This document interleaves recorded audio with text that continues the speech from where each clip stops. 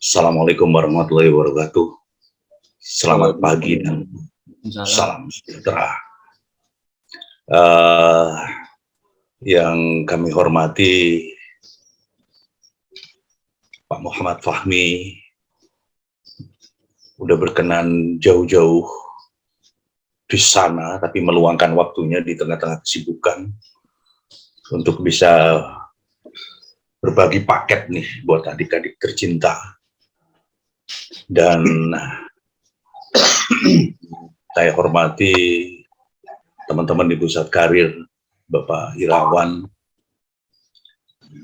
Ibu Rina, Pak Narto, yang ini bersemangat banget nih Pak Fahmi, bahwa beliau-beliau ini adalah orang-orang yang selalu mendaur-mendaur tentang apa sih yang mau diberikan kepada mahasiswa-mahasiswa kita ini. Dan tentu saja di pagi hari ini saya juga merasa bahagia banget.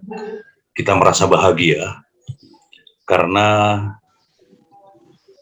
datang juga pada kesempatan saat ini teman-teman pers. Ini ada Mbak Feni. Assalamualaikum Mbak Feni. Ini dari kumparan.id. Kemudian Mas Agus dari media ada di Malang.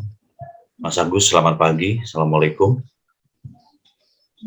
Mas Awang dari Radio Republik Indonesia, Stasiun Malang. Mereka selalu support tentang keberadaan dan eksistensi STI Malang Suara beserta kegiatan-kegiatannya. Terima kasih banyak. Dan mungkin nanti mereka tidak akan ikut sampai habis karena memang waktu sangat berharga untuk meliput di kegiatan lainnya. Terima kasih banget atas berkenannya untuk datang. Dan anak-anakku tercinta, saudara-saudara mahasiswa, peserta yang hari ini ikut bergabung dalam webinar, puja dan puji syukur yang tiada pernah kita lupakan untuk selalu kita aturkan dalam setiap hembusan nafas kita kehadirat Ilahil Lobby, karena dengan mahfirah dan hidayahnya kita bisa ada dan sehat, dan kita boleh bangga karena kita termasuk orang-orang pilihan yang mudah-mudahan akan terus menjadi pilihan untuk tetap sehat, karena pandemi ini walaupun di level 1 seperti Kota Malang yang baru seminggu yang lalu dinyatakan sebagai level 1, tapi prokes tampaknya memang harus tetap kita lakukan. Dan tiada lupa juga salawat dan salam kita aturkan kepada junjungan kita Nabi besar Muhammad SAW.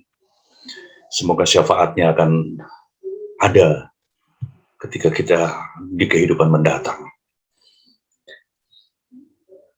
Saudaraku semuanya, pada kesempatan ini, sebelum kita dan saya akan menyampaikan banyak hal tentang bagaimana Pak Fahmi, Mas Fahmi, orang yang luar biasa, yang akan mengajak kita untuk pagi hari ini membuka paket penting dalam bangunan titian karir dan kewirausahaan.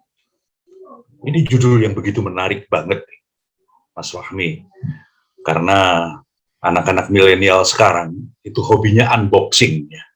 Dan hari ini, pagi hari ini kita diajak untuk unboxing, membuka paket yang akan didatangkan secara spesial untuk kita bersama. Nanti kita bersama-sama akan unboxing apa isi paket yang menarik itu. Tapi sebelumnya, mari bersama-sama kita akan menundukkan muka untuk berdoa sesuai dengan keyakinan kita masing-masing, agar apa yang diharapkan oleh teman-teman, Bapak Ibu di Career Center, apa yang diharapkan oleh alumni Mas Muhammad Fahmi dengan memberikan ini akan diridhoi oleh Allah sebagai sebuah bekal, terutama bagi adik-adikku untuk meniti karir di perjalanan setelah lulus sebagai sarjana ekonomi dari SDI Mangkuseswara Malang. Mari kita tundukkan muka sejenak agar perjalanan kita diridhoi oleh Allah Subhanahu wa taala. Berdoa menurut keyakinan kita masing-masing. Kita mulai. Silakan. Bismillah.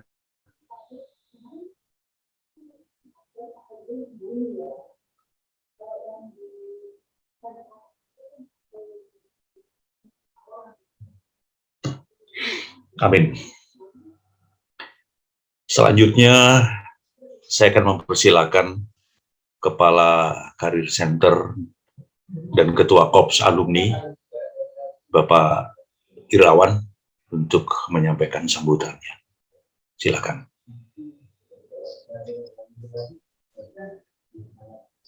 Terima kasih Pak Eko. Apa suaranya jelas? Bisa ditanggapi? Jelas. Oke. Yang terhormat Pak Fahmi, sebenarnya kalau masih muda dipanggil Mas sebenarnya, tapi tidak apa-apa, saya ikut Pak Eko aja.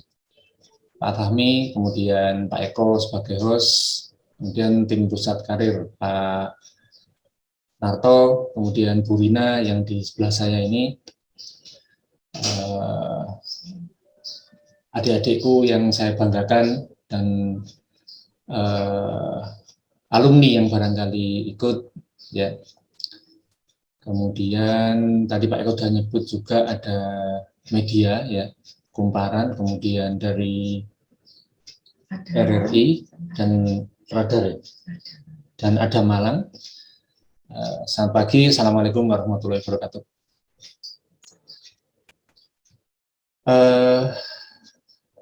Puji syukur pada hari ini kita panjatkan pada Allah SWT, karena dengan ridhonya kita bisa mengadakan acara hari ini yang juga diselenggarakan dengan mengundang alumni yang sukses di Jakarta, ya, di pemerintahan, yang barangkali bisa memberikan beberapa hal yang menjadi trik, ya, untuk bagaimana sukses ketika nanti lulus kuliah, kemudian apa-apa saja yang bisa nanti sebagai modal ketika terjun di luar, ya, dalam dunia praktek. Acara ini sudah tidak bosan-bosannya saya sebagai Kepala Pusat Karir, kemudian mewakili tim Pusat Karir, tidak bosan-bosannya untuk mengadakan acara ini, itu karena bertujuan untuk meningkatkan soft skill yang tidak didapatkan dalam mata kuliah, gitu ya. Nanti Pak Fahmi bisa cerita ini, bisa jadi seperti sekarang ini kan, bagaimana cara membentuknya, mengupgrade diri itu bagaimana, itu barangkali sangat bermanfaat, Mas Fahmi. Ini yang perlu kami sampaikan. Tujuannya adalah bahwa memang tugas dari kami adalah untuk meningkatkan di bidang itu, selanjutnya mencari perusahaan-perusahaan yang kemudian untuk memasukkan lowongan, ya, diantaranya kampus hiring, kemudian memasang lowongan-lowongan pekerjaan yang nantinya bisa dimanfaatkan oleh adik kelas. Semoga acara ini menjadi manfaat bagi kita semua, terutama dengan adik-adik yang saat ini lagi ngikutin, alumni juga, ya, sehingga nanti akan menjadi kunci sukses setelah lulus kuliah nanti. Mungkin itu aja yang perlu Pak Aaron sampaikan, supaya tidak terlalu lama, karena nanti kalau waktunya Pak Fahmi terlalu waktunya juga ini ya, kurang banyak ini ya. Mohon nanti untuk peserta itu on cam, ya, on cam, karena berkaitan dengan sertifikat dan SKKM, ya, nggak SKKM. Mohon ini, dan nanti juga akan dipantau, ya, siapa-siapa yang barangkali kurang ya ikutnya, ya, Itu aja yang perlu saya sampaikan. Kemudian Pak Fahmi, lupa tadi ada salam dari Pak Beni. Ya, salam dari Pak Beni, terima kasih atas kehadirannya di OnCam. Waalaikumsalam warahmatullahi. Nanti apa yang disampaikan menjadi manfaat bagi adik-adik alumni dan calon alumni. Saya kira itu Pak Fahmi, saya kembalikan ke Pak Eko. Terima kasih. Tidak lupa juga tim Yuti yang sudah ikut, hampir lupa ini, ikut mensupport acara ini. Saya akhiri, wabillahi taufiq wal hidayah. Assalamualaikum warahmatullahi wabarakatuh. Terima kasih Pak. Waalaikumsalam warahmatullahi wabarakatuh. Terima kasih Mas Ir.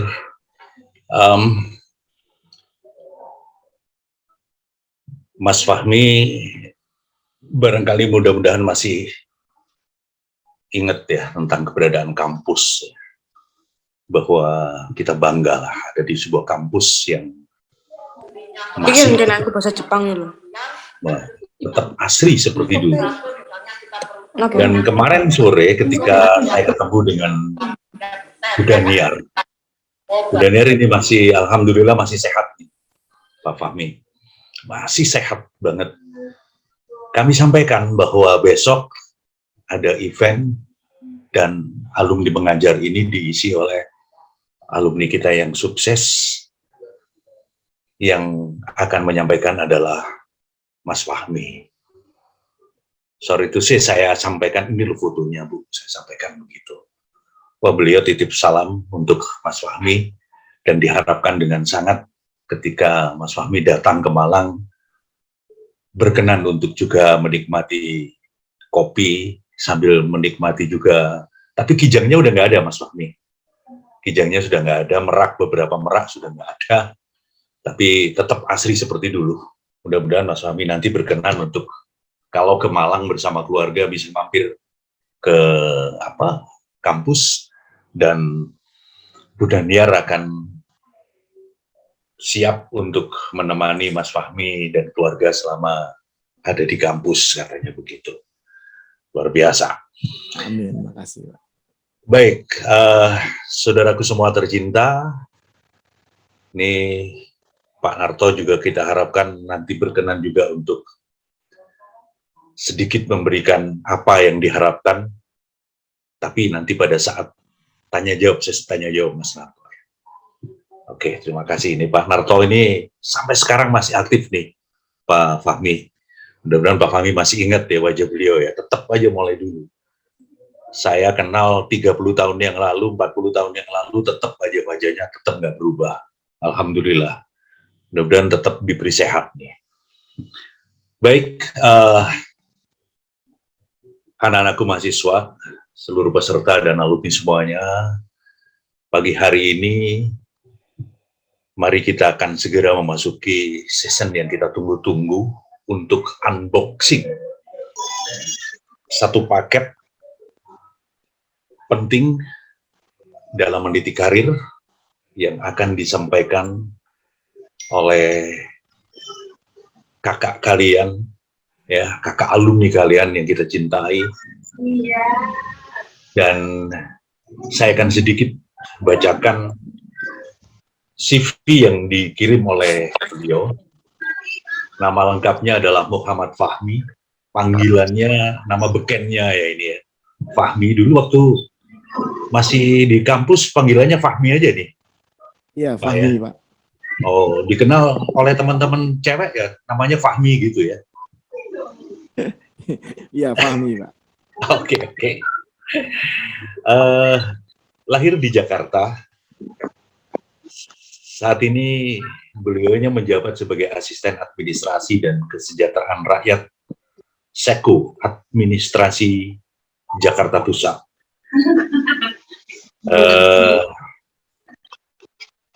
Tinggal di Jakarta, dan kalau nanti berkenan barangkali ada adik-adik kita, Mas Fahmi, mahasiswa yang juga by email, mungkin nanti bisa disampaikan oleh teman-teman Career Center tentang alamat emailnya atau email address-nya. Sarjana Ekonomi S1, ini alumni SI Malangku Seswara, 1997, dan berhasil untuk meraih Magister Administrasi Pemerintahan S2 di STIE STIA, Lembaga Administrasi Negara.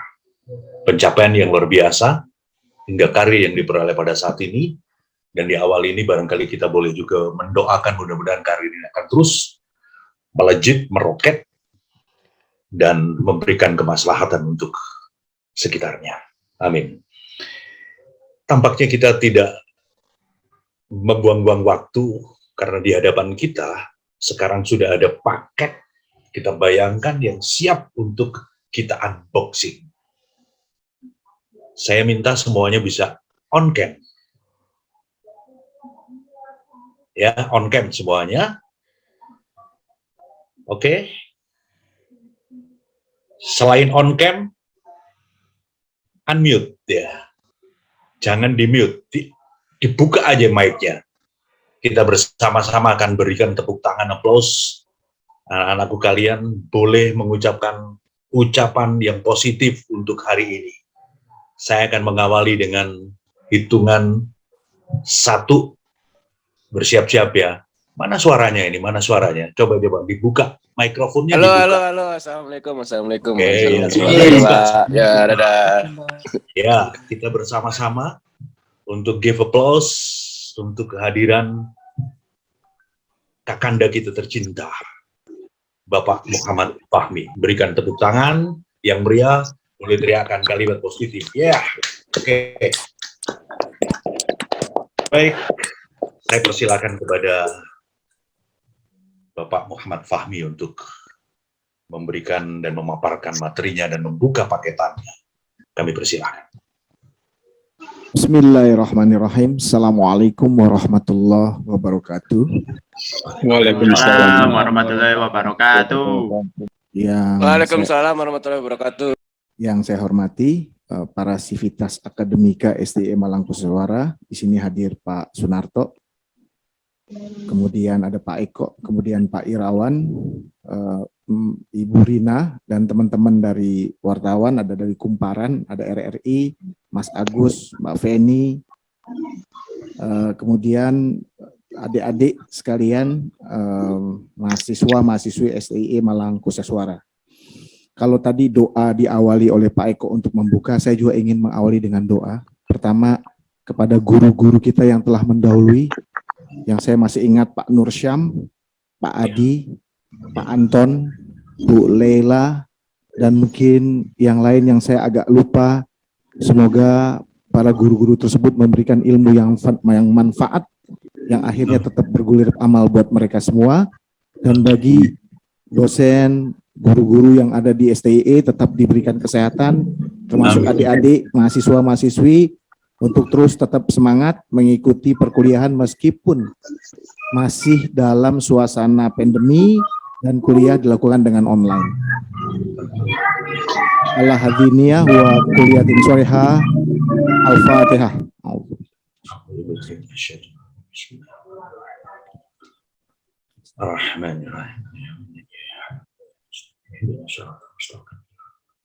Amin. Terima kasih. Kenapa ini saya awali dengan doa?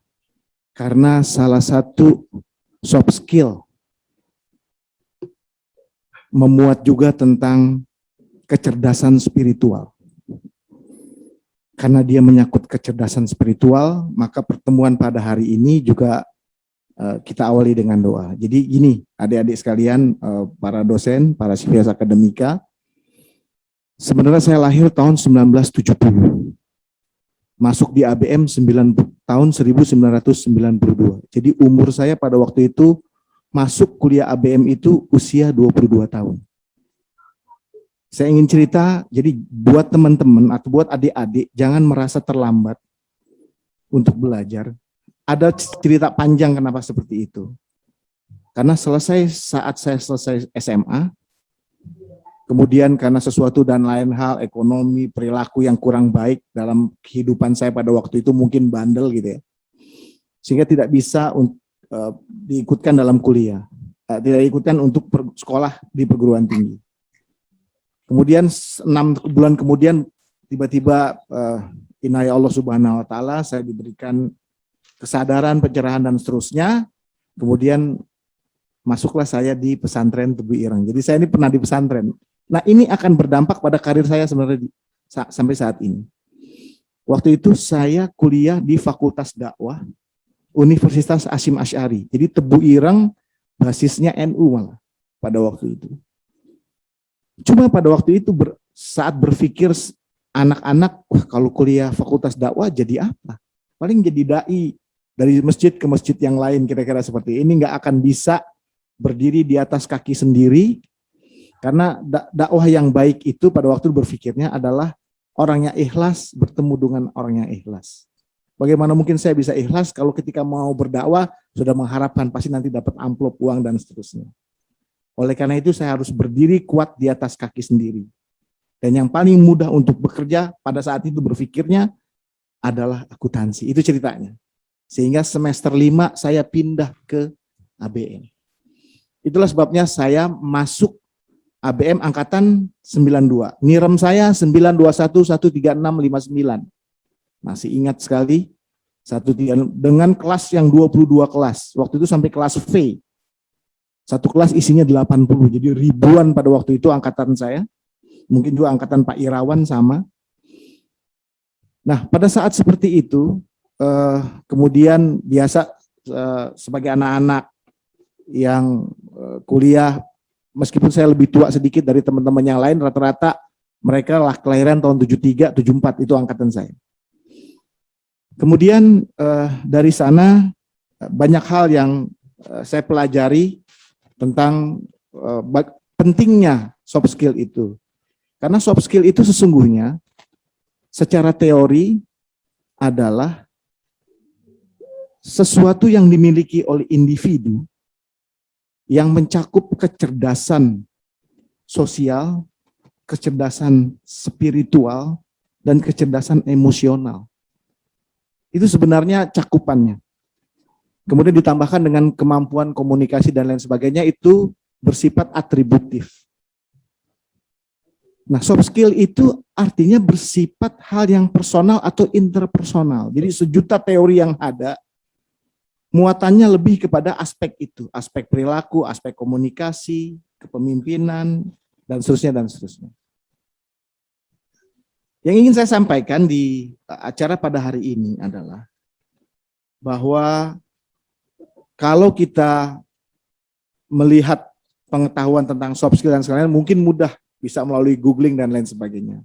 Jadi mungkin nanti saya akan lebih banyak cerita perjalanan hidup saya dan ilmu pengetahuan yang saya dapat dari orang-orang yang berhasil.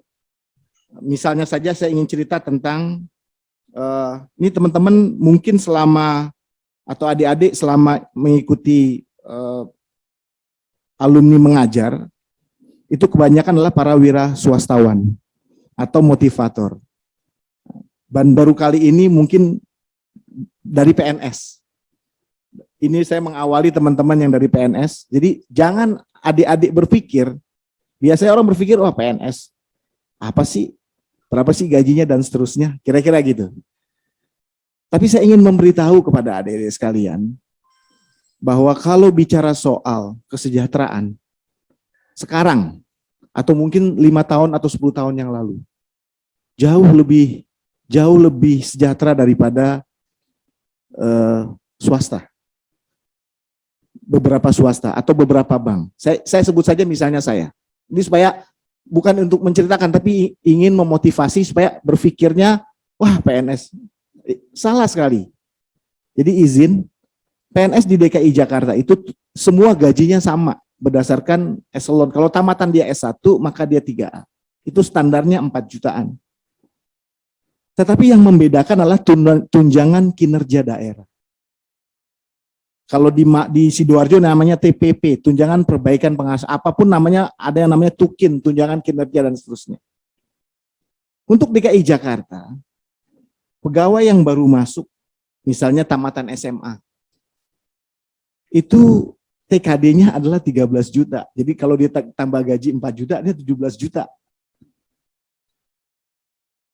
Itu untuk DKI Jakarta. Karena yang membedakan kita dengan daerah lain adalah tunjangan kinerja kita. Dan untuk saya misalnya, Tunjangan kinerja saya 40 juta. Di luar gaji, di luar tunjangan jabatan, di luar tunjangan transport. Jadi kira-kira take home pay-nya 50 juta. Ini ingin saya sampaikan bukan untuk menyombongkan diri atau apa, tapi ingin menceritakan supaya adik-adik kebayang. Gila kalau PNS itu ternyata tidak kecil. Apalagi dalam situasi pandemi ini. Ketika banyak perusahaan kolaps, yang eksis hanyalah pekerja-pekerja yang relatif mapan, kira-kira seperti itu. Nah, itulah sebabnya mungkin pada hari ini untuk alumni mengajar dipilih dari PNS. Jadi kalau adik-adik tahu untuk PNS itu, kemarin sebenarnya banyak dilakukan pembukaan, karena sekarang itu jangan berpikir PNS itu nggak objektif, objektif sekali. Kalau sekarang objektif sekali, karena semua pendaftaran melalui Kementerian Aparatur Negara.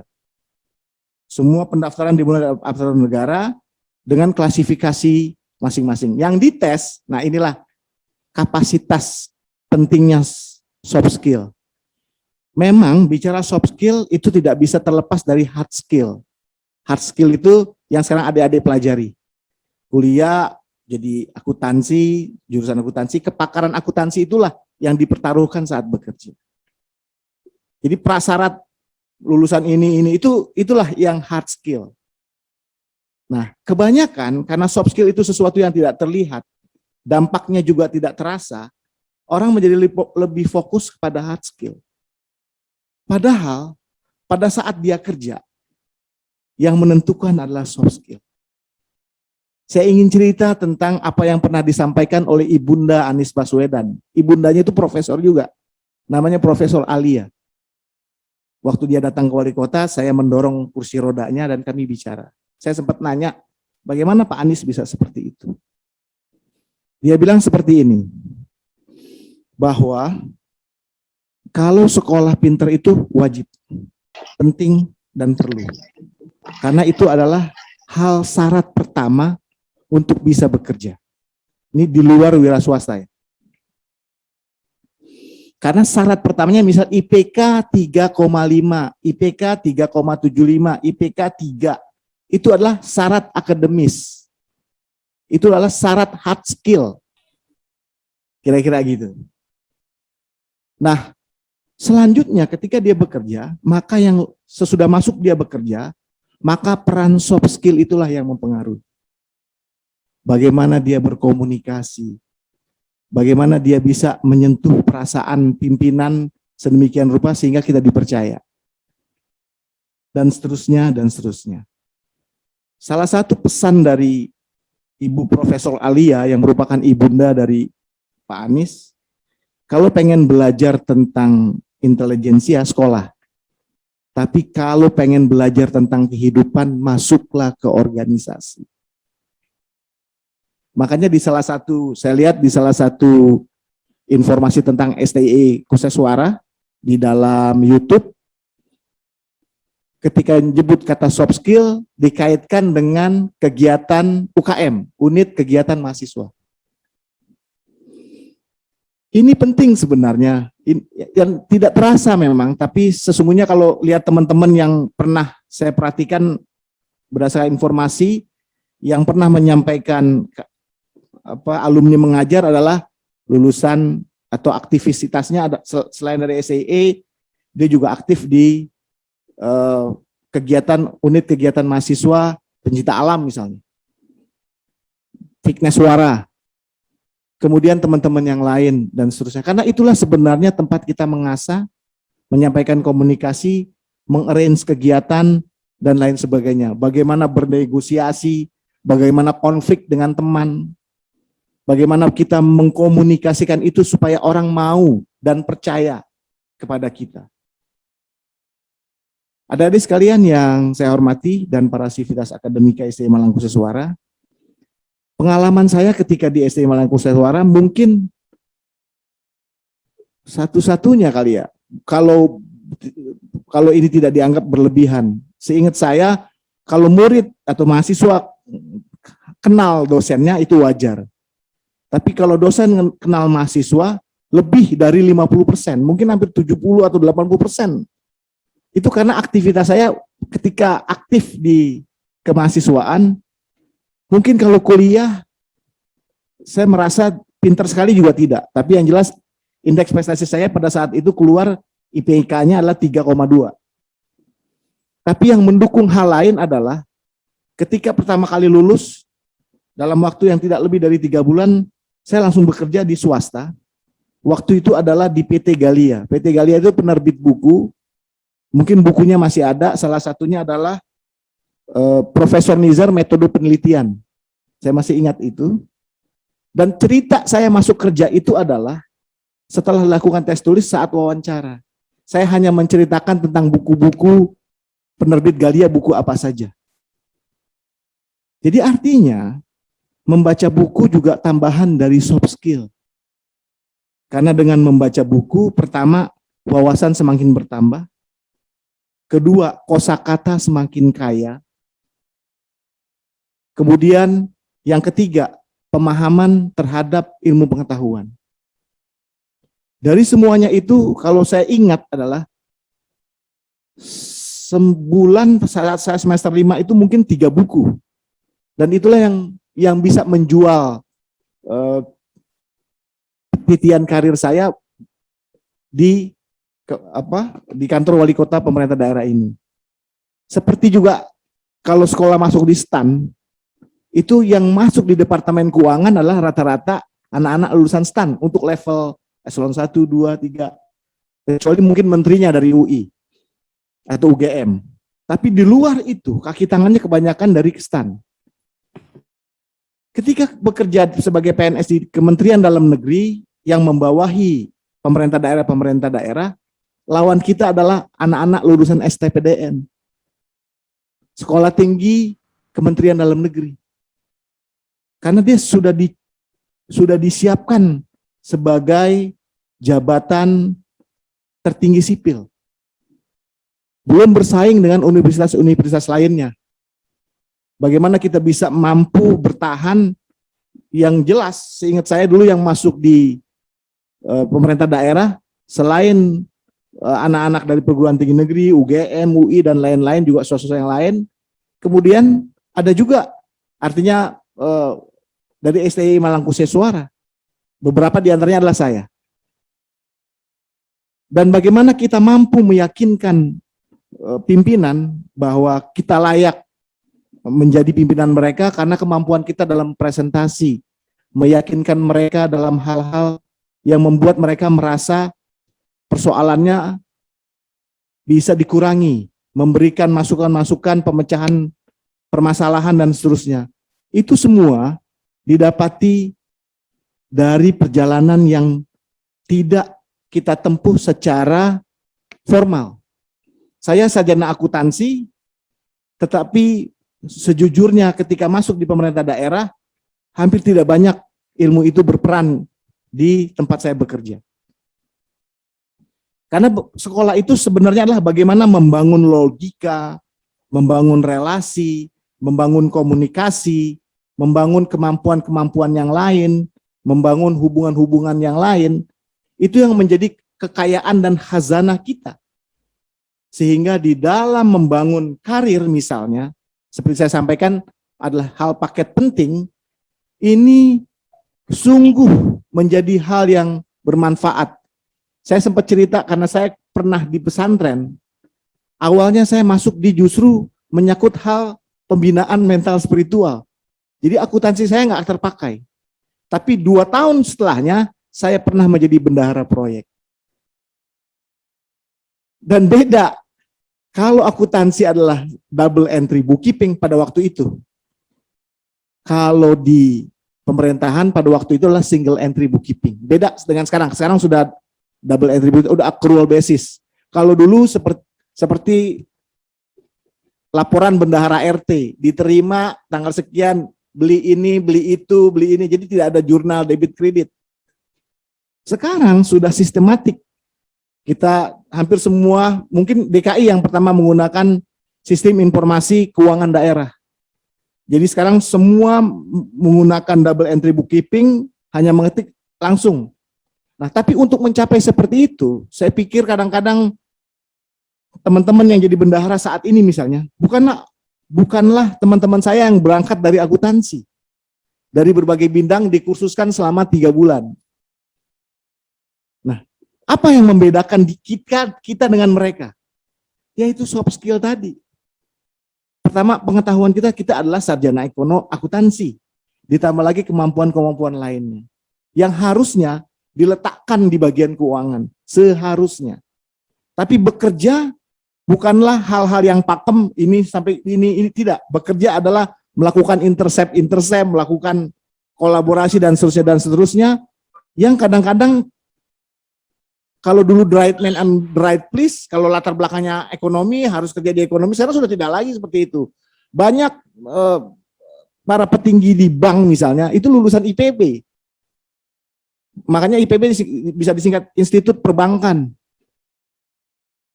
Karena banyak anak ITB yang lulus di sana. Yang artinya, sekarang sudah tidak lagi orang berpikir linier. Bahwa orang ekonomi harus kerja, tidak lagi seperti itu. Idealnya memang seperti itu. Atau langkah pertama memang seperti itu.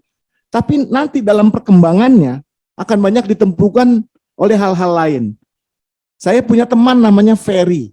Itu adalah lulusan manajemen sama-sama angkatan 92. Kemarin saya lihat dia di bagian humas. Kepala bagian humas di Kementerian BUMN. Jadi basic dia sebagai managerial skill harusnya tinggal pada how to manage-nya saja.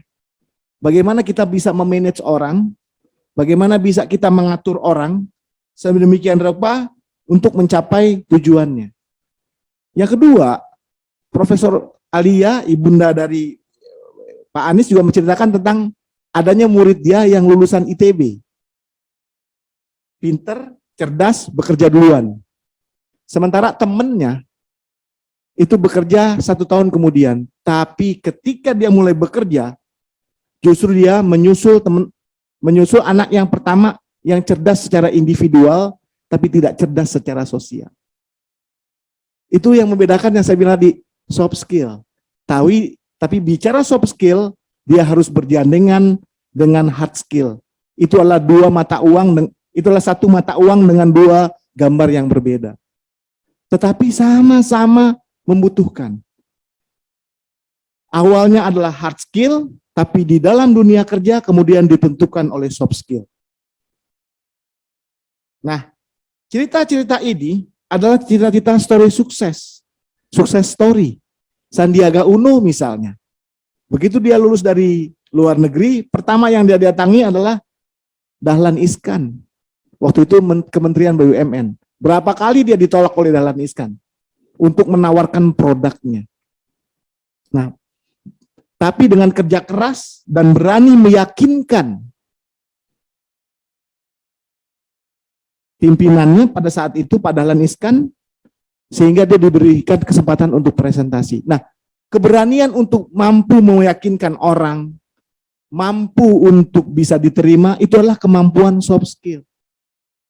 Dan soft skill itu tidak bisa kita duduki seperti pendidikan formal di bangku kuliah atau di sekolahan. Karena kalau soft skill itu adalah tadi seperti saya sampaikan adalah kemampuan yang dimiliki secara alami yang memuat kecerdasan spiritual, sosial, dan emosional. Hal itu penting karena ketika bekerja bukan kita mengerjakan tugas kita, tidak. Sama seperti hal lainnya dalam kehidupan nyata bertetangga, tetap ada yang tidak suka, tetap ada yang mengunting dalam lipatan, tetap ada yang sirik, tetap ada yang nggak suka. Nah, bagaimana kita meyakinkan itu supaya kita terpilih? Nah, itulah pentingnya soft skill sebenarnya. Saya tidak ingin mendetailkan apa itu soft skill tapi nanti di akhir saya ingin menyampaikan sekilas saja, akan share screen tentang teori soft skill itu. Tetapi saya ingin menyampaikan fakta di lapangannya. Nah, teman-teman yang telah sukses dan berhasil itu juga sangat ditentukan oleh bagaimana, di mana dia tinggal, di mana dia hidup, dan di mana dia bersekolah. Dia tinggal di orang tua misalnya yang ketat misalnya.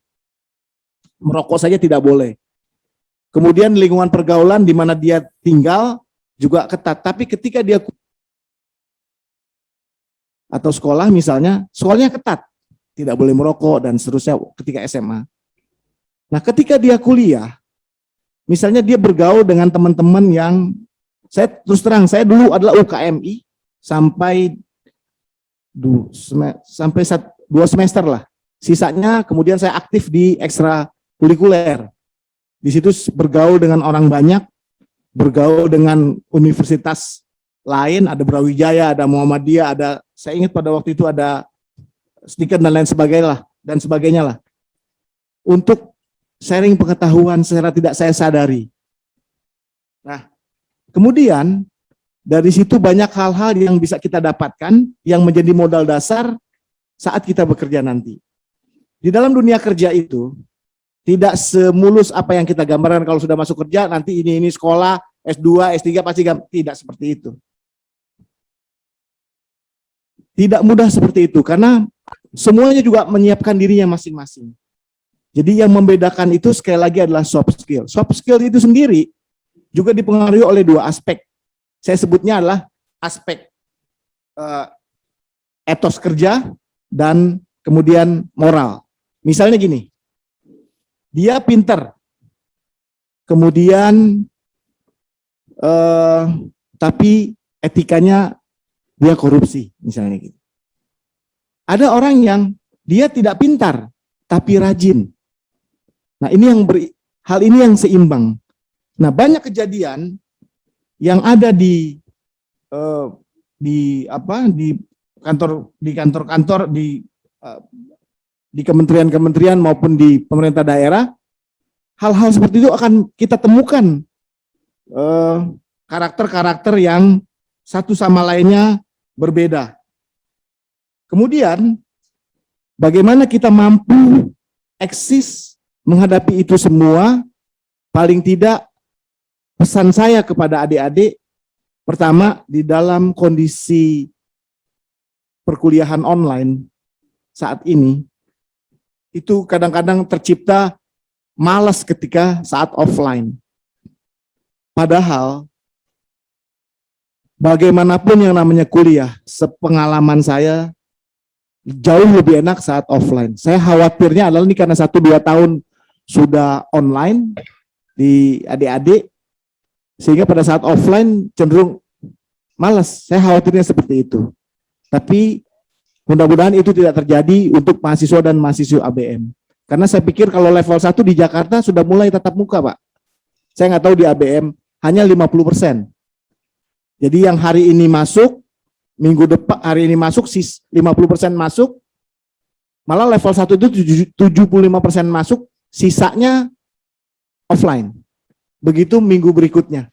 Dan mudah-mudahan ABM itu sudah bisa segera melakukan pendidikan secara tatap muka. Karena kuliah di ABM itu sebenarnya adalah kuliah yang asik, lingkungan yang asri. Seingat saya dulu hampir 60% adalah ruang terbuka hijau. Dan itu menciptakan suasana yang sangat enak dan luar biasa sekali kuliah di ABM. Dan saya nggak tahu semenjak PPKM seperti ini, apalagi perkuliahan online gitu, itu kadang-kadang menciptakan 2 kemungkinan. Makin malas karena online, sehingga pada saat offline mereka segan untuk hadir. Padahal apalagi kalau penjurusannya akuntansi, apalagi berkaitan dengan yang lain-lain, agak susah, sulit rasanya kalau kita tidak offline. Nah, oleh karena itu mudah-mudahan pandemi ini berlalu dan kegiatan belajar mengajar di ABM bisa normal kembali. Adik-adik sekalian dan para sivitas akademika yang saya hormati, saya ingin menyampaikan tentang bagaimana orang setelah lulus dan bekerja. Kalau untuk PNS, itu seleksinya terbagi menjadi 2. Yang pertama disebut seleksi kompetensi dasar atau tes kompetensi dasar. Itu memuat tentang tes wawasan kebangsaan, tes intelijensia umum, dan tes karakter pribadi. Kalau itu lulus, kemudian baru tes seleksi kompetensi bidang. Itu ada psikotes dan tes potensi akademik. Disitulah dipertaruhkan kemampuan hard skill-nya adik-adik. Sekali lagi, penting untuk mematangkan apa yang telah diajarkan oleh para dosen, mematangkan pengetahuan adik-adik untuk itu, tapi pada saat yang bersamaan, soft skill itu juga harus dibangun.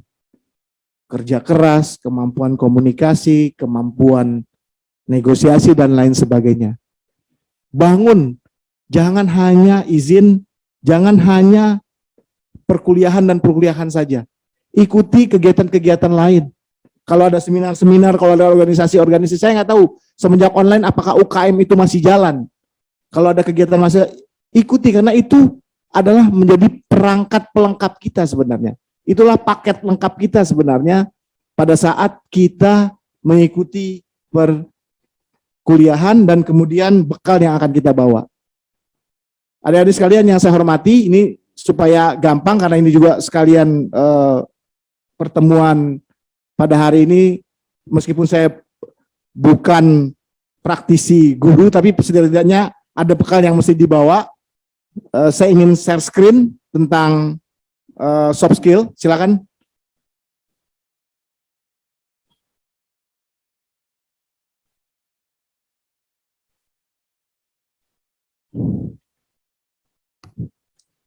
Lanjut.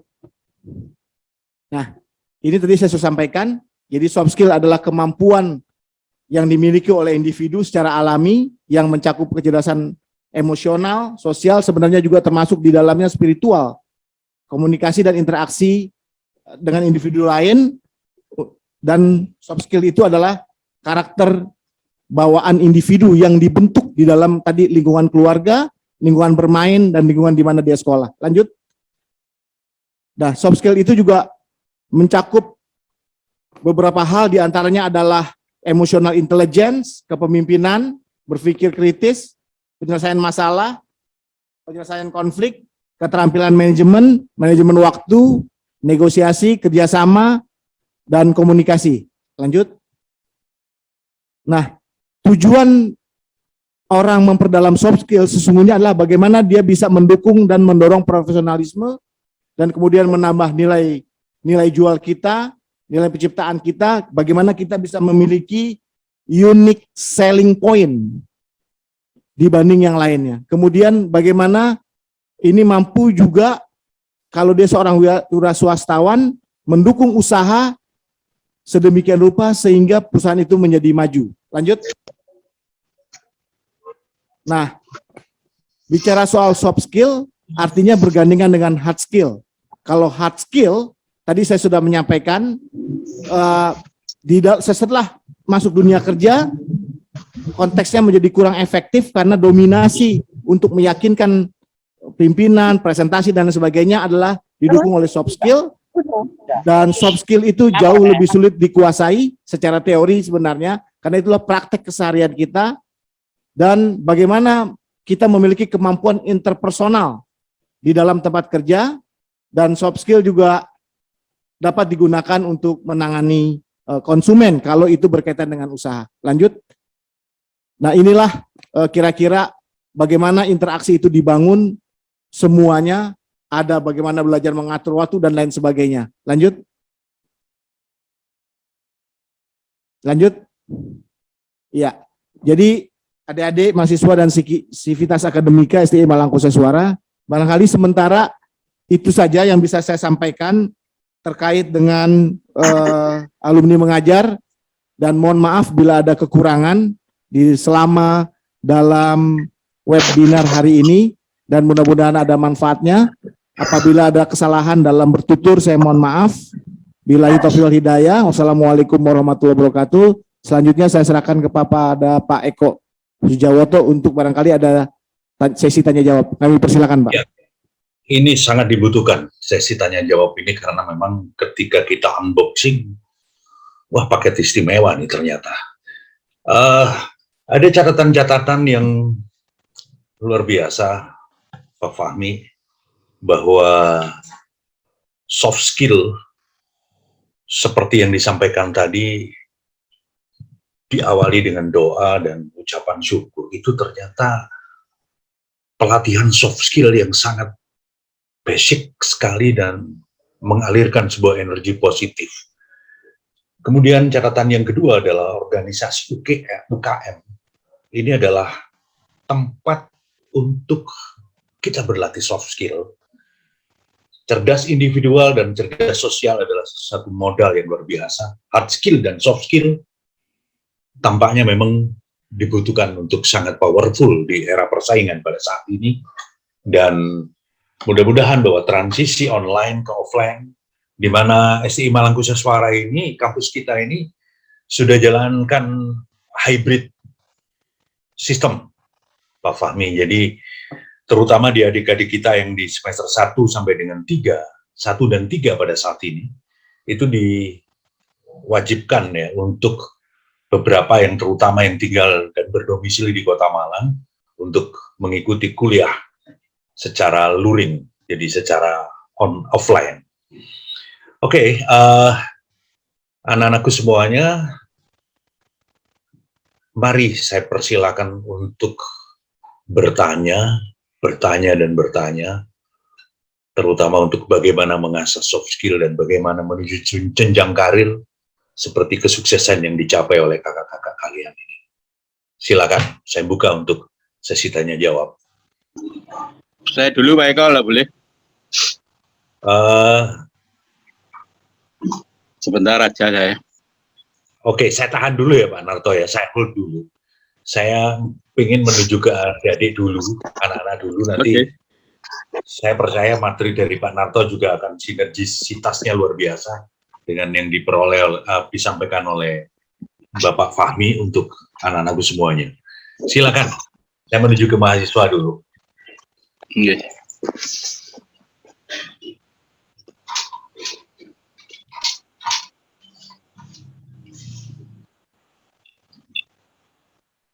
Saya ingin menuju ke Ramang Moyong. Halo Ramang. Assalamualaikum. Waalaikumsalam Pak. Ya, saya pantik dulu nih Pak Fahmi. Ramang nih punya gambaran nggak tentang sebuah tempat di mana ternyata dari Pak Fahmi tadi disampaikan bahwa gaji PNS ini ternyata memberi kemakmuran juga ternyata. Tertarik nggak Ramang? Pastinya tertarik sih Pak. Apalagi banyak jaminannya juga Pak dan asuransinya Pak. Iya. Lalu pertanyaan apa yang ingin menjawab ketertarikanmu itu untuk menuju ke situ? Pertanyaan dari saya Pak, hal apa saja Pak yang bisa disiapkan untuk seperti kami ini yang berkeinginan untuk ikut CPNS gitu Pak?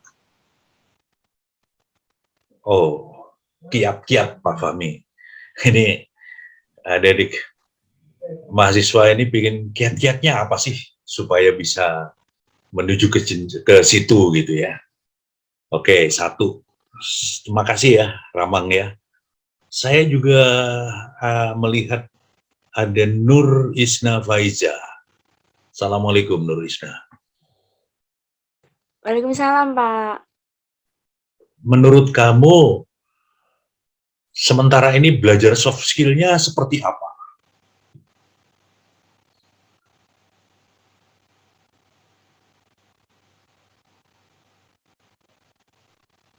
Halo, Nur? Nur Isna? Iya, iya Pak. Ya gimana Ya. Pak? Menurut kamu belajar soft skill yang pas atau seperti apakah yang sudah kamu lakukan untuk meningkatkan soft skill?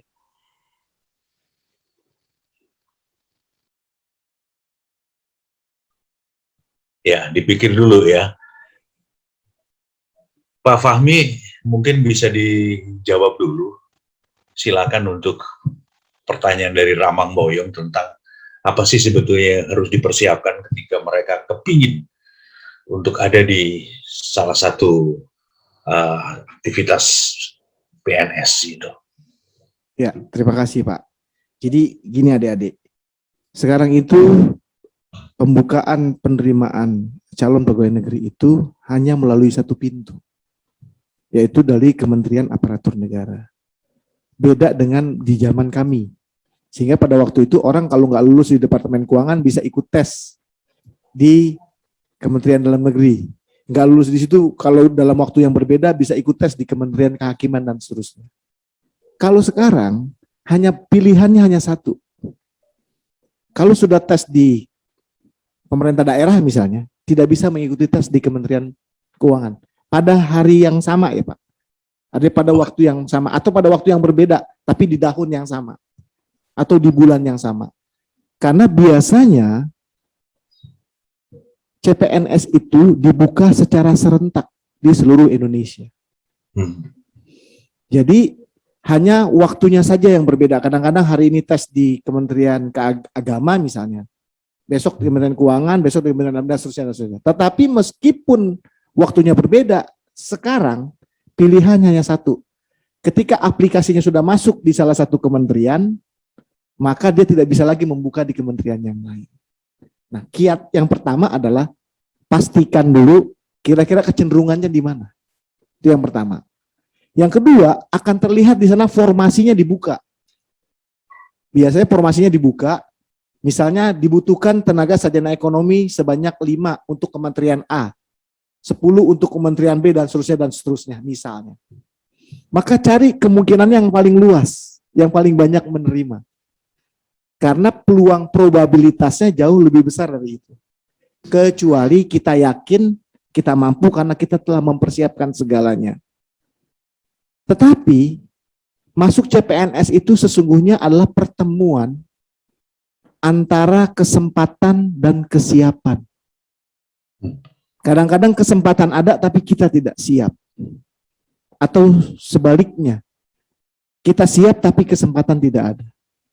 Itulah sebenarnya definisi keberuntungan. Bejo. Jadi keberuntungan itu adalah bertemunya antara kesempatan dan kesiapan. Nah, tapi ada kiat-kiat tertentu supaya kita bisa meminimalisasi kemungkinan-kemungkinan itu. Tingkat persaingan yang ketat, misalnya kalau yang dibuka adalah Departemen Keuangan, saya yakin banyak yang akan milih. Dan banyak sarjana ekonomi yang akan mendaftar. Tapi carilah hal-hal yang lainnya, jangan di Kementerian Keuangan misalnya. Tapi syarat yang diajukan itu kitanya masuk sebagai prasyarat untuk mendaftar sebagai ini dengan latar belakang jurusan ini dan seterusnya. Nah, sekarang sudah banyak buku-buku tes potensi akademik, psikotes, karena itu tes itu terbagi menjadi 2. Yang tadi saya sampaikan, biasanya tes kompetensi dasar dan tes kompetensi bidang. Tes kompetensi dasar itu pengetahuan umum. Jadi kita nggak cuma belajar tentang akuntansi atau manajemen saja, itu nanti di kompetensi bidang. Tadi di hal-hal yang menyangkut pengetahuan umum. Artinya, hal apapun kita perlu baca, apa yang lagi in, berita apa yang lagi bagus, berita apa yang lagi happening misalnya. Kita harus ikuti itu, karena itu akan ditanya pendapat kita. Dan yang kedua, ketika kita menjawab, kadang-kadang ada pertanyaan-pertanyaan jebakan yang untuk mengetahui kecenderungan kita. Maksud saya begini, ada pertanyaan-pertanyaan menjebak, misalnya pertanyaan-pertanyaan yang sifatnya menyangkut soal kecintaan akan kebangsaan dengan kegiatan mana yang lebih penting misalnya. Mana yang lebih penting, pertanyaannya misalnya, mana untuk itu biasa tes kepribadian. Mana yang lebih penting, mementingkan ibu kita yang sedang sakit, atau mementingkan pekerjaan yang genting yang harus diputuskan oleh kita ketika menjadi pegawai negeri misalnya. Itu pertanyaan-pertanyaan menjebak gitu. Itu sebenarnya pengen mengetahui kecenderungan kita. Kita jawab aja pembelaan kita kepada kepentingan kantor. Meskipun karena itu pernyataan untuk mengetes psikologi kita. Meskipun pada saat kenyataannya ya nggak mungkin lah kita mesti bela orang tua lah. Itu soal lain, itu soal trik sebenarnya. Karena dia ingin melihat kecenderungan kita. Nah, kesempatan-kesempatan ini akan setiap tahun dan kesempatan ini kita belum tentu setiap tahun dibuka. Ini belum lama CPNS dibuka, tapi beberapa tahun yang lalu hampir 5 tahun tidak ada penerimaan, kecuali yang ikatan dinas. Kira-kira gitu Pak. Saya kembalikan Pak Eko. Oh, menarik banget nih. Tampaknya nanti kalau disediakan waktu di lain hari bisa ada khusus untuk melihat bagaimana menaklukkan tentang pertanyaan-pertanyaan yang termasuk pertanyaan jebakan tadi ya, Pak Fahmi ya. Menarik banget. Oke, saya persilakan Pak Narto. Monggo Pak Narto. Oke. Terima kasih Pak Eko, waktunya. Saya sebentar aja. Assalamualaikum warahmatullahi wabarakatuh. Waalaikumsalam. Ya, pertama tentu saya ingin mengucapkan terima kasih yang sebesar-besarnya kepada Mas Fahmi. Saya biasanya panggil Mas, kadang-kadang jambal. Kadang-kadang jambal. Karena ya wis biasa dulu pernah jadi mahasiswa yang ya relatif dekat lah saya dengan beliau ini. Sekali lagi terima kasih Mas Fahmi. Waktunya di sela kesibukan masih meluangkan waktu untuk memberi ya tambahan bekal lah kepada adik-adik ini. Saya ini termasuk orang yang ya dilibatkan lah Mas Fahmi di Career Center. Makanya begitu Mas Fahmi kontak saya itu yang ada di pikiran saya, wah ini kalau sekali-kali diundang di acara webinar, ini menarik. Karena pengalaman Mas Fahmi menurut saya luar biasa sampai menduduki posisi tinggi di pemerintahan pusat. Katakan pemerintahan pusat, meskipun itu udah daerah khusus, memang daerah khusus ibu kota. Menarik itu begini Mas Fahmi, jadi kami ini terus terang, kalau tadi saya mengatakan ingin menambah bekal, karena di era sekarang ini persaingan pasar kerja bagi yang ingin bekerja, itu bukan tambah longgar, tapi justru tambah ketat. Gitu. Sehingga alumni kami, alumni kita, STI Maluku Suara, mestinya harus mempunyai nilai plus dibandingkan dengan pesaing-pesaingnya. Nah, salah satunya bekal yang perlu ditambahkan tentu adalah kemampuan soft skill yang tadi sudah dipaparkan dengan luar biasa oleh Mas Fahmi ini. Menarik apa yang disampaikan oleh Mas Fahmi tentang apa yang dilakukan oleh Sandiaga Uno, orang yang menurut saya luar biasa, masih muda tapi prestasinya luar biasa. Begitu lulus, beliau menghubungi orang, ya istilahnya orang jadi, Pak Dahlan Iskan. Nah, kami ingin alumni itu melakukan hal-hal seperti itu. Oleh karena itu, kalau alumni tahu bahwa lulusan kita tahu bahwa ternyata punya kakak-kakak alumni yang luar biasa, itu bisa menjadi jaringan bagi mereka. Sehingga terus terang kami ingin banyak mengundang alumni-alumni yang seperti Mas Fahmi untuk jadi jaringan bagi lulusan-lulusan kita ke depannya.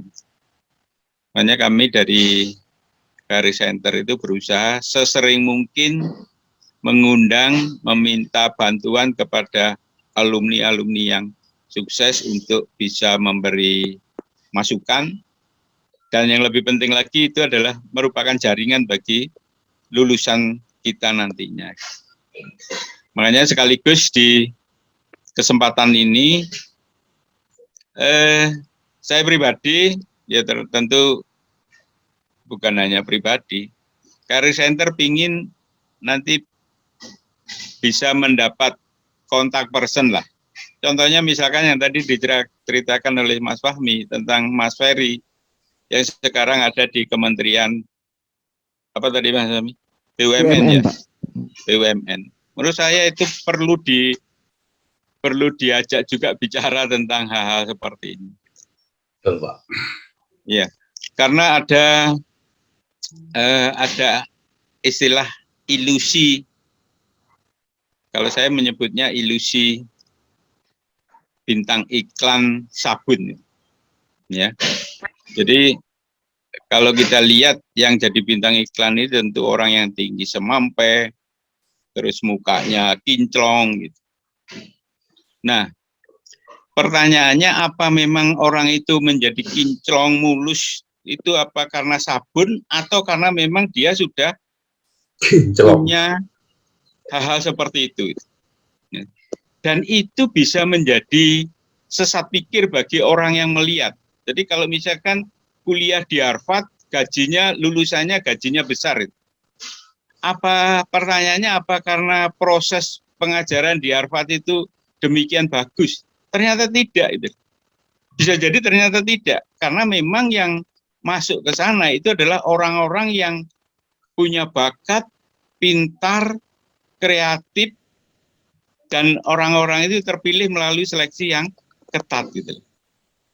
Nah, saya ya istilahnya urun rembuk lah kampanye begitu. Barangkali itu bisa kita gunakan untuk jadi strategi marketing kita, yaitu ilusi sesat pikir tentang bintang iklan itu tadi. Nah, maksud saya kalau kampus kita ini mengundang seperti Mas Fahmi, Mas Ferry, terus kemudian beberapa yang sudah itu orang-orang yang jadi, berarti kuliah di ABM itu nanti akan menjadi seperti Mas Fahmi dan sebagainya. Jadi bintang iklan sabun lah kampanye begitu. Nah, itu kaitannya dengan kedepannya. Kembali ke tadi, saya ingin ya terus terang dia berkontribusi dengan upaya-upaya untuk menambah bekal soft skill bagi lulusan kita ke depan. Karena sekali lagi kondisinya agak berbeda dengan waktu kita kuliah ya Pak Eko. Betul. Karena sekarang praktis kita ini ngajar lewat daring dan itu sudah dikhawatirkan oleh sebanyak orang. Itu nanti lulusan itu kehilangan learning loss, kehilangan pengalaman belajar, ya. Karena ada kekhawatiran gitu, mereka belajar di rumah ya sambil leyeh-leyeh, sambil korah-korah barangkali begitu. Itu yang mengkhawatirkan kadang-kadang. Nah kalau kita tidak tambah-tambah dengan bekal-bekal seperti ini, memberi insight, memberi pencerahan seperti yang dilakukan oleh Mas Fahmi lewat Career Center kita, ya kan ya terus terang kami ini akhirnya merasa berdosa lah gampangannya. Nah jadi Mas Fahmi nanti karena saya kan punya kontak person, jadi saya kalaupun misalkan nelpon malam hari itu masih memungkinkan, kami nanti mungkin bisa minta kontak-kontak person teman yang lain yang bisa kita hubungi untuk bisa berbagi pengalaman yang sifatnya memotivasi bagi adik-adiknya atau lulusan yang nantinya akan kita hasilkan. Itu saja sih sebenarnya. Dan sekali lagi Mas Fahmi, terima kasih waktunya, luar biasa. Mudah-mudahan ini karena pas momennya hari Jumat menjadi amal jariah kita ke depannya. Ya. Amin. Itu saja Pak Eko, terima kasih waktunya. Wassalamualaikum warahmatullahi wabarakatuh. Pak Narto, ini seirama dengan apa yang diharapkan pasti oleh kampus dan apa yang diharapkan oleh anak-anak kita mahasiswa ini pasti Pak Narto, bahwa sangat-sangat butuh sekali sentuhan-sentuhan materi dari orang-orang yang luar biasa yang sangat berpengalaman, sehingga ini selain memotivasi juga tahu terhadap rambu-rambu apa yang mesti harus dilalui ke depannya. Sehingga harapan kita bahwa mahasiswa akan tepat untuk memilih saya harus cerdas sosial yang seperti apa. Tidak semuanya kegiatan sosial itu harus diikuti. Karena kebutuhan mahasiswa juga harus meningkatkan hard skill-nya, kan seperti itu. Sehingga memanage waktu untuk bagaimana hard skill mesti full power, kecerdasan sosial juga mesti full power. Terima kasih Pak Narto. Oke, mudah-mudahan tadi yang diharapkan oleh Pak Narto akan pasti gayung bersambut, dan mudah-mudahan Pak Fahmi juga di lain waktu juga akan menyediakan kesempatannya juga. Saya akan menuju satu pertanyaan lagi yang kalau ada dari mahasiswa. Silakan.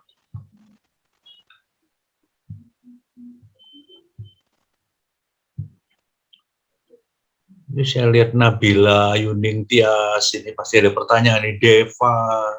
Ayo Deva, apa yang mau ditanyakan? Ada Bening. Kenapa? Ada. Oke, Bening. Cinta Ima, kamu di mana ini Bening? Tinggalnya? Di Kedawung, Pak. Oke, dekat sekali. Ada yang mau ditanyakan? Silakan. Enggak ada, Pak. Oke, tampaknya memang sudah cukup clear, jadi kita berharap apa yang disampaikan oleh Kakanda kita tercinta, Pak Fahmi, akan menjadi bekal adik-adikku semuanya, anda semuanya, untuk bagaimana soft skill mesti harus ditingkatkan. Masih ada waktu, UKM sebentar lagi, dan saat ini juga sudah mulai beraktivitas, dan banyak-banyaklah untuk tidak menjaga jarak dengan masyarakat, dengan lingkungan sosial. Karena disitulah kita banyak menempa, karena disitulah ladang untuk kita bisa menuai padi yang gulirannya akan menyehatkan kita bersama. Pak Fahmi, silakan untuk closing statement untuk kita semuanya, untuk adik-adik semuanya, karena waktu preparing untuk salat Jumat dan pekerjaan-pekerjaan yang mesti dilakukan oleh Pak Fahmi. Silakan Pak Fahmi. Baik, terima kasih Pak Eko, para sivitas akademika SMA Langkuso Suara dan adik-adik yang tercinta. Pertama saya ingin menyampaikan gini, ternyata di dalam dunia kerja itu tidak dilihat kamu lulusan mana. Banyak orang yang tidak tahu, kadang-kadang suka muncul inferiority complex ketika berhadapan dengan perguruan-perguruan tinggi negeri atau yang lain sebagainya. Tapi fakta, sesungguhnya ketika kita masuk di dunia kerja atau pada saat prasyarat, dan sudah masuk tidak lagi dilihat kita lulusan mana. Yang penting adalah syarat dasarnya terpenuhi. Misalnya, syarat untuk bekerja dibutuhkan IP minimal sekian. Misalnya rata-rata sekarang kalau untuk swasta 3. Kalau untuk negeri 2,75. Syarat itu saja yang dibutuhkan. Selebihnya, sesudah masuk, kita sudah tidak dilihat lagi. Kamu lulusan mana? Ternyata, tidaklah orang UI atau UGM jauh lebih pintar ketika masuk dalam dunia kerja. Karena dunia kerja adalah sesuatu yang berbeda dengan kuliah, dengan perkuliahan. Hanya kita harus belajar untuk melatih berpikir kritis, melatih untuk biasa membaca situasi, kapan kita menyampaikan usul, kapan kita bertahan untuk tidak bicara, kapan kita mematahkan pembicaraan lawan ketika kita mengusulkan sesuatu, dan kita mampu memberikan hal yang argumentatif, rasional, dan logis. Oleh karena itu berpikir kritis dan logis menjadi penting ketika kita menjalani dunia kerja. Sekali lagi, kita tidak ditentukan kamu lulusan mana, tidak.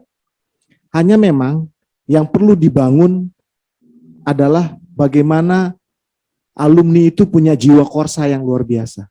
Saya melihat beberapa teman-teman misalnya UI Connection, ITB Connection, UGM Connection, kenapa tidak mulai dimunculkan STIE Connection? Artinya keberpihakan kepada adik-adik kita. Menarik. Saya yakin kalau ABM luar biasa lah. Ini bukan karena saya alumni situ, enggak. Saya alhamdulillah bisa masuk dan kuliah di sana, sehingga Amin. banyak hal yang bisa saya dapatkan di sana.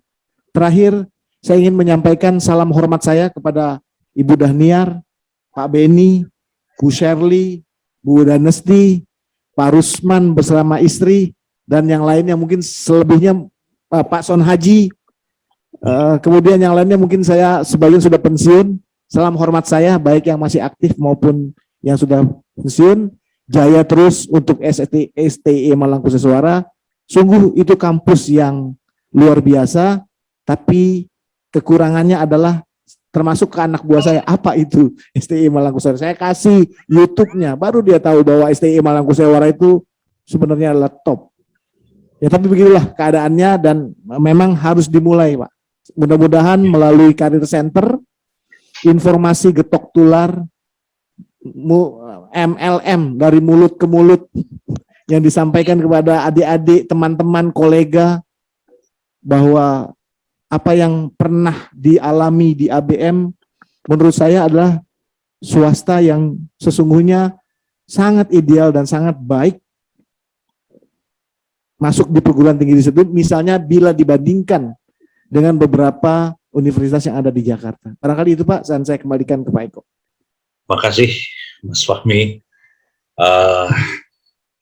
Saudaraku semuanya, terutama anak-anak mahasiswa, demikian kita sudah mendengar dengan jelas dan kita sudah membuka paket yang begitu istimewa sekali, dan mudah-mudahan apa yang menjadi harapan dari Kakanda kalian, para alumni semuanya, bahwa kalian akan semakin membekali untuk hard skill dan soft skill di kampus kita tercinta akan segera bisa kita laksanakan bersama, dan Allah akan membimbing dan meridhoinya.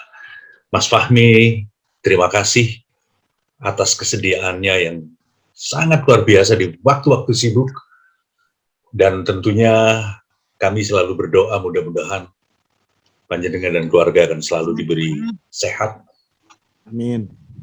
Dan mudah-mudahan juga Allah memberi kesempatan untuk waktu bisa berkunjung ke Malang, mampir ke kampus kita tercinta untuk itu yang diharapkan oleh Bu Dahniar. Salam nanti akan kami sampaikan, dan mudah-mudahan kita akan selalu diberi waktu dan memanfaatkan waktu untuk kehidupan yang lebih berkah lagi. Terima kasih. Semoga apa yang menjadi aktivitas kita di hari ini juga merupakan amalan yang tercatat untuk bekal kemudian. Saya sebagai host juga mohon maaf kalau ada kekurangannya, dan saya akan mengakhiri. Wassalamualaikum warahmatullahi wabarakatuh. Waalaikumsalam warahmatullahi wabarakatuh. Terima kasih, Pak. Terima kasih Pak Fahmi. Oke, sama-sama. Jangan kapok-kapok untuk di